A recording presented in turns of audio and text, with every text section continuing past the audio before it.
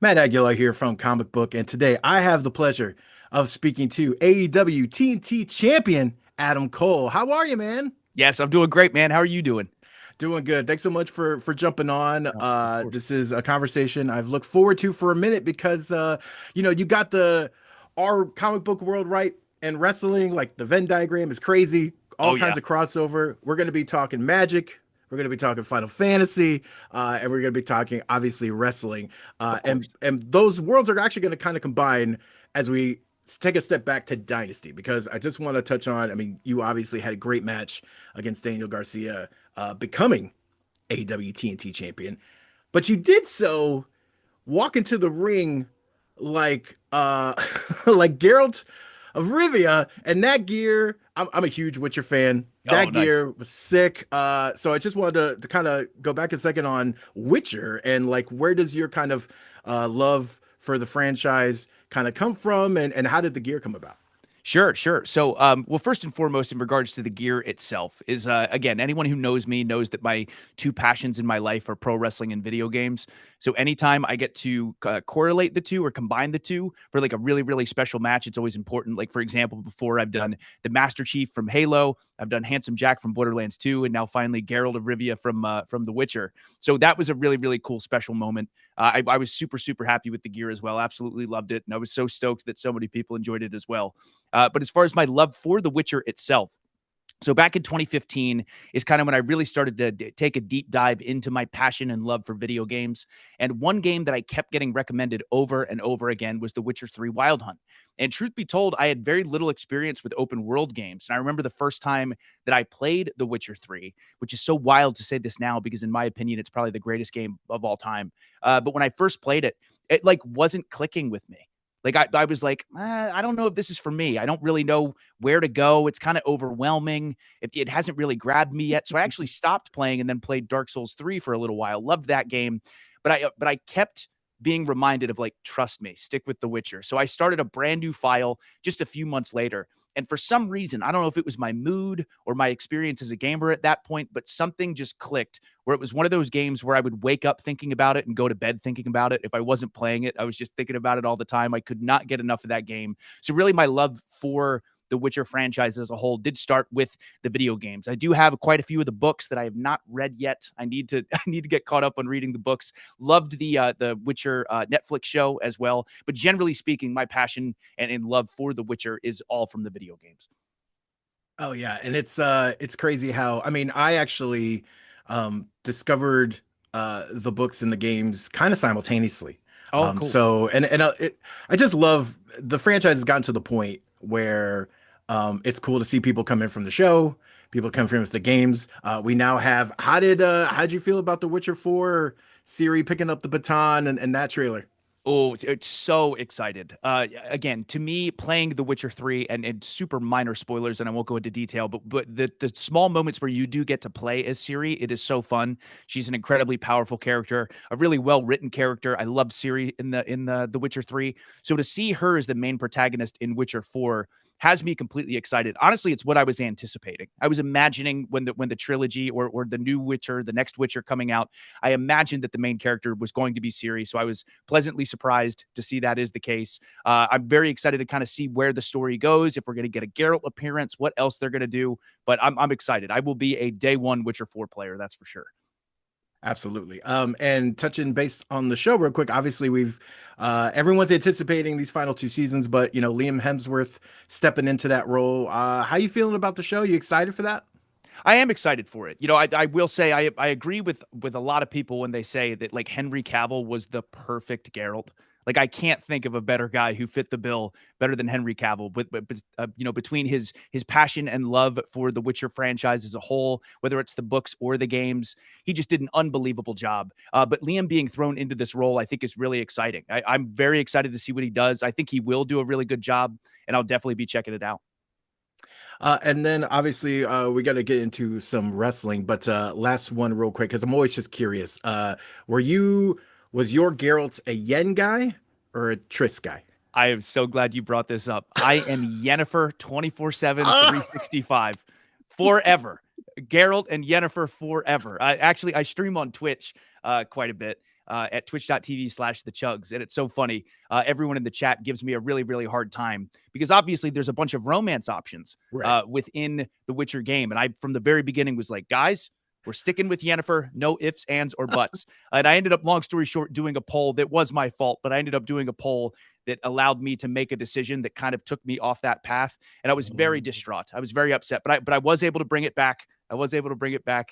So long story short, Geralt with Yennefer all day, forever. Amazing. Yeah, I've always been a Triss person, right? Okay. But Yeah. then what was crazy is, and even in the books, this was in the books and the games, Yeah. I could never get behind like Yen. It was just not Yeah. a thing. And then the show made me a Yennefer fan because Oh, I just okay. thought Cool. Anya did such a great job She in did. the role and everything. And so finally, I was like, okay, I get it. I was like, Yeah. finally, after years, like, all right, I get it. I get why you guys have been Right. loving her for so long. Yeah. So obviously, you had the slick gear and TNT Championship. We've seen a number of great runs. Daniel Garcia has been on a white hot Yeah. streak over the past year, and so. What did this win? It was a great match, and it really even feels like you not maybe gained a respect, but maybe even had like a new type of respect for Garcia after that match. What does that win mean to you at this point in your career? Yeah, absolutely. Like first and foremost, to go into Daniel Garcia a little bit. When I say that I have like all the respect in the world for him, I genuinely mean that. I think I've said before that I think he's the future of all elite wrestling, and he's already done an unbelievable job. Like you said, he's a former TNT champion. He's been white hot for a long time. Danny Garcia is the real deal. He's absolutely incredible. So I couldn't think of a better guy to test myself against than Daniel Garcia, especially with the trilogy of matches that we had. I feel like throughout the matches I had with Danny, I kind of found myself again, which I think was really, really important for me, especially returning from two pretty bad injuries. So again, to win the championship against a guy like Daniel Garcia is partially what made that so special. But then again, looking at me and kind of the journey I've been on these past few years in AEW, I've definitely had some challenges, and I don't think there's any hiding that.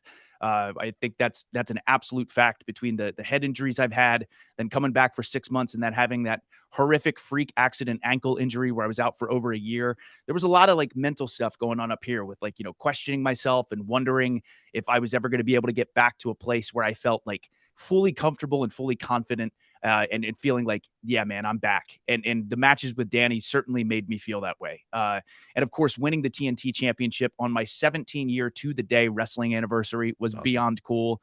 The fact that it was in Philadelphia, which is where I became a fan, it's where I trained, it's where I had my first match. It really felt like this amazing meant to be full circle moment, especially being in there with Danny. So that meant everything to me. It's one of the highlights of my AEW career, one of the highlights of my wrestling career by far. And I think this is the start of something really, really special for me going forward in the years to come within AEW. Yeah, and also, the fact is, I mean, that respect is even carried after the show, right? Yeah. Because in the weeks after, FTR is now kind of putting this big target on their back. They want to be, kind of the big guys here of AEW. Yeah. And you and your friends, Kyle O'Reilly, Roderick Mhm. Strong, not only making the save, but also kind of making a statement in a way of, hey, we're here to also make waves.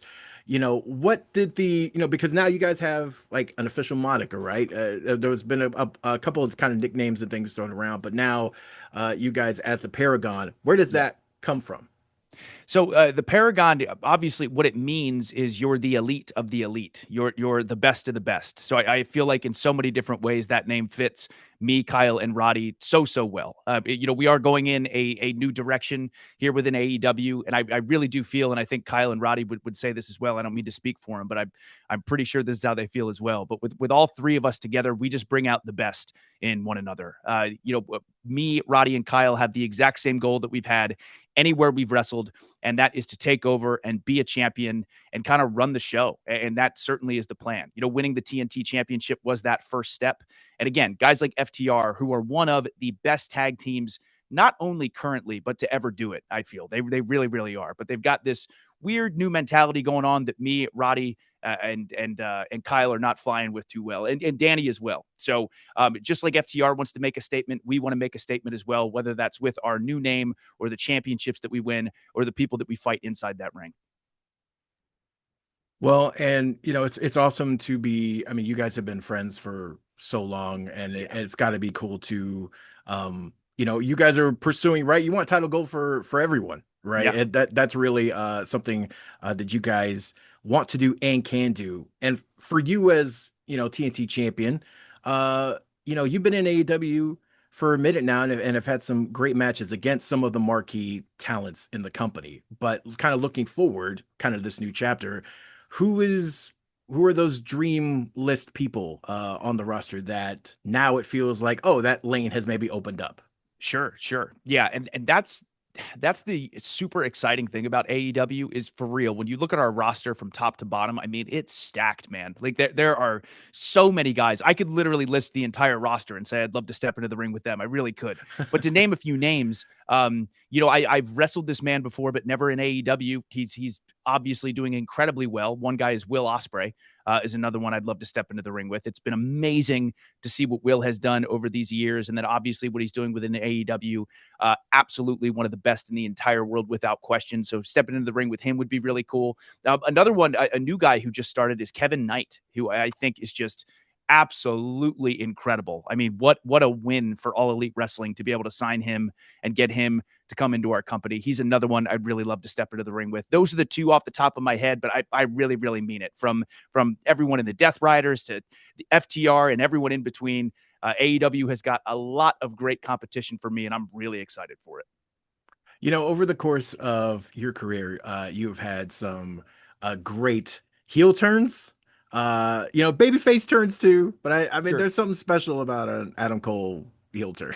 Right. It's always been fun, right? Always been entertaining. And Ricochet has been doing some amazing work since jumping over to AEW. What have you thought of like that transformation? Unbelievable. I mean, again, when you look at Ricochet, anyone who's seen Ricochet wrestle, he's maybe the best athlete I've ever seen. Just like an absolute freak of nature. We jokingly in the locker room we call him an alien. Like he's not even a real person. He's not even a human being. The things he can do is just absolutely unbelievable. So again, clearly one of the best, one of the most athletically gifted guys in the entire world. But getting to see this different side of Ricochet has been so much fun because he's showing the world what he can bring to the table. Well, maybe people thought, oh, okay, cool. He can do all these really, really cool athletic things, and that's awesome. And we really love that. But now he's showing what a great character he can be, the timing that he has. Just his aura right now is absolutely unbelievable. So yeah, Ricochet's work has been absolutely incredible to watch. It's been super, super fun. And I'll tell you what, I may be a good guy, but I'm liking this new side of Ricochet. I am. Yeah, just don't put a pair of scissors Exactly. next to him. My Right. word, Right. No. lethal, Good God. Good God. like bullseye with that mess. That's Yeah. crazy. Jeez. Um, so you are going to be doing something really cool at PAX East. You're going to Yeah. be you and Kenny Omega are going to be taking part in the Magic the Gathering Final Fantasy Showcase. This is one of the most anticipated sets of the year. And you guys are going to be kind of at this, we've seen glimpses of it and some previews and things like that, but this is really going to kind of be its big unveiling. For Magic, what's your kind of history with the game over the years? So honest to God, I have all the respect in the world for Magic the Gathering, but I have very little experience with like the card collecting and playing the games and things like that. But I do know how absolutely massive and huge Magic the Gathering is. Like the second I heard this was a possibility, I immediately jumped on it. So I'm so excited to meet the people there and see more of the game. More importantly, to see more of these Final Fantasy cards. Because again, I am a massive, as well as Kenny Omega, huge Final Fantasy fan. I mean, for goodness sakes, I'm wearing a Final Fantasy VII Rebirth hoodie for this interview today. So yeah, I absolutely love Final Fantasy. The Final Fantasy VII remake project with Rebirth has been absolutely incredible. Really, the Final Fantasy games as a whole were the games that first made me realize that video games were more than something to just pass the time. Like they were incredible stories with incredible characters, and they were games that, again, like The Witcher 3, games that I used to think about when I wasn't playing them. They like hooked me just as much as a great TV show or a great movie. So the fact that Magic the Gathering is working alongside Final Fantasy to release these new cards is super, super exciting. And I think this is going to be the start of my collecting process. Like this is going to be my jumping point, which has me so, so pumped. So I've never been to a PAX before either. So to go to a PAX Oh East is man, super awesome. exciting. I know that Ben Starr is going to be there, the lead voice actor for Clive in Final Fantasy 16. Yes. I'm excited to meet him. It's going to be really, really cool rubbing shoulders with some really, really cool people I look up to, people I admire, and people I'm just going to enjoy being around based on our love for Final Fantasy. So I'm super excited about this. It's one of the things I'm really loving about TCGs as a whole. I mean, and Yeah. Magic, Disney Lorcana, Star Wars Unlimited, all these games are like doing really big things as far as bringing new players in and Yes. really like introducing them to, hey, this thing is awesome. You might not know about it. UVS doing Godzilla and Attack on Titan. Like Yeah. Yeah. there's some really great franchise stuff out there and like really fun games behind it. And I think Magic already did Assassin's Creed, which I like. That's amazing. That's one of my favorite franchises, right? So cool. And Final Fantasy, like it's just a win-win. Like you bring in a whole set of players, and there's also a fantastic Final Fantasy TCG as well. So Yes. Yes. that game is killing it. For you, what is the character, the Final Fantasy favorite, that you hope makes it into this set? And it can be mainstream, it can be deep cut, whoever. Sure, sure. Man, I mean, my definite go-to always, and I feel like this has got to be almost a guarantee, is of course Cloud Strife from Final Fantasy VII is a big one. I love Cloud. Like Final Fantasy VII is my favorite Final Fantasy of all time. Like many people's favorite Final Fantasy of all time. Same. But as well, I'm really excited to see a Zack Fair card as well, obviously. But then going into other ones, I love Final Fantasy IX, so I'm really excited to see the Zidane and Vivi card sets if we hopefully get those. And then also, you can't go wrong with this. Believe it or not, I am playing through Final Fantasy VI for the first time, Oh, which is mind blowing. Everyone is like, "That's so crazy! You've never played it." So my backlog is out of control. But anyway, I'm very excited to see what they do if they do anything with like a Kefka card, which I think would be really, really cool. The big bad in Final Fantasy VI. So there are so many characters I would love to see used in this card game, and they'll be very anxious to see what they end up using. So I'm pumped. man, Final Fantasy six. That's six. That's awesome. Yeah. And I feel like there's been so many that there's still Oh, Final Fantasy games like I need. They're in my backlog. yes. I need Yes. to get to those. I'm Yeah. personally hoping for a Waka card. If Oh, anyone nice. hears this, I Yes. love Final Fantasy X. Yeah. So good. The game's so So great. good. And that's kind of leads in because you said like you were a big fan of Rebirth, and I have loved what they're doing with Remake and So Rebirth, good. and then the anticipated third kind of final chapter of that. Yeah. Um, what do you like the kind of this remake approach, the way they kind of approached this, and do you want to see other games in the franchise kind of approach the same way? Do you think with Final Fantasy VII, it's just so iconic that like it's kind of a one-off? How do you feel about that?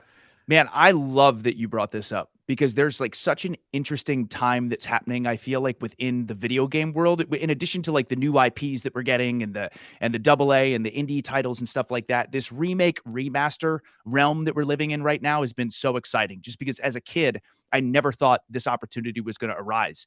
But long story short, when I found out that Final Fantasy VII was going to be remade and it wasn't going to be turn based, I was one of those people that was upset. I was Yeah. like, that's not Final Fantasy VII. Final Fantasy VII is turn based. And then when I heard Resident Evil 2 Remake was being remastered, I was like, it's over the shoulder. That's not, we need tank controls. Like I was one of those people hanging on to the old school idea of what these games were. And then after playing them, again, the original Resident Evil 2, not to jump over because I will get No, it's back to great. Final Fantasy, but the original Resident Evil 2 used to be my favorite Resident Evil game of all time. Now Oh, RE2 Remake is my favorite Resident Evil game of all time. It yeah. surpassed the original for me. And not only because they stayed true to the title itself, but they did add some new things to make it exciting and different for the people who are fans of the original without going too far off the beaten path. It still feels like Resident Evil 2. And I guess what I'm trying to say is with Final Fantasy is I absolutely love what they have done because the sense of wonder and the excitement I felt playing the first Final Fantasy VII was so unparalleled that now, as a 35-year-old man, I am feeling that all over again with this remake project. I love that they have us guessing where the story is going to go. And I love not being totally sure of what's going to happen. But at the same time, again, it is staying true to what the original was. So I love this approach. I love this idea. Not saying that it would work with everything per se, but I would love if games in the future continued to remake these games that are so loved and so enjoyed by so many, while also doing like a new school twist on it. So I think it's been amazing. I love everything they're doing with the FF7 remake project, and I can't wait for part 3. I cannot wait for part 3. Oh my God. Yeah, day one. That might be I hate to spoil this comic book, but that might be a hey, PTO request. Like Yeah, right. take a day off and like I'm not It's working. going to be a holiday. Yeah, that's huge. And you brought it up. Final Fantasy VII is your favorite of the Final Fantasy. I'm the same. It Cool. changed that was my first Final Fantasy, and I've since gone back, right? But like that was my first one. I remember picking it up at a Sears. Yes, I'm old. Because Sears don't exist anymore. But I picked it up at their video game area, and it's just like changed my video game, trajectory. What's your least favorite Final Fantasy, and what's the one that is underrated most to you? Oh, goodness. My least favorite Final Fantasy. Man, as far as ones that I have played, which I only played a little bit of it. So I still want to give it more of a shot, but I did buy the Final Fantasy Pixel remasters 1 through 6. And I did start Final Fantasy 1. And truth be told, I was just incredibly confused on where to go. Like it was one point I got through something, and then I got like a ship, and it was like, okay, you can go wherever. And I keep trying to figure out where to go, and I just keep getting in battles, and then I always have to backtrack and like rest at an inn, or I'm gonna die or whatever. So I was a little confused. So I have to give that one more of a fair shot because I want to play through. Actually, at some point, my brother did this. I would love to play through every single Final Fantasy and give like a proper review of them. But I'm gonna say right now, probably the original Final Fantasy, most underrated. It's so hard because so many people regard this one as, gosh, oh, you know what? Final Fantasy 16. That game, I know it's the newest one. I was going to say 9, but that game is loved. But seriously, I still to this day, I know it just came out, but I feel like not enough people are talking about how absolutely incredible 16 was. 16 now is my second favorite Final Fantasy ever. I loved that game. Wow. Ben Starr, I know we brought him up. He did an unbelievable job. The character development was amazing. The summons, aka the icons, were showcased in such an unbelievable way. There's a great love story. It made me cry. It like just a beautiful, beautiful piece of art. So I'm going to say 16, even though it just came out. So that deserves more love. I'm going to say my favorite Sid ever. What a performance. Yes. I agree with you, though. 16 is the newest one, but it feels like it kind of got forgotten. It does. It does. Excellent game. It actually broke my PS5, but it was more my PS5 was on its death, was on its on its last days, and then those freaking summons came out of nowhere and just was like, nah. My PS5 was like, nah, bro, and just it was done. I had to get another one. Yeah. And for me, it's 13 because the potential was there, and I made it all the way to the end where it was like, okay, here's a whole other game that opens up, and went, no. I've never played 13, so yeah. A Lightning, amazing character, right? There's so many concepts. I like the battle system. Like there's so many concepts that a little bit ahead of its time, but a little bit of just the linear nature of it. I think 16 learned those lessons and then changed things up in that way. But once you get to the end and you've spent 60 plus hours or 70 or whatever, it's like it opens up and it's like, hey, you can explore the world now. You can do all this. And I'm like, no, you can't. You can't do that, and so I feel like the Lightning collection, because there's been 3 in that story. I feel like those are probably those are my not least favorite, because they got better over time because they would learn lessons. But like I just see the potential, and if there's one that deserves, like I feel like could get a remake and really be appreciated, it would be that one. But nice. And then I always want to see 8. 8 got a remaster, but I would love to see 8 get the same treatment as 7. Absolutely. 8 would be great. And hopefully we get that rumored Final Fantasy 9 remake or remaster that we keep hearing about. So we'll see, man. Those things keep making money. I feel like that's the way to go. Yeah. I know I got to let you go. I cannot tell you how much I appreciate the time. All the best success both in the ring, outside the ring. Cannot wait to see this showcase. And of course, we cover everything AEW and gaming and tabletop right here on Comic Book. Thank you so much for taking the time. Thank you, man. What a blast.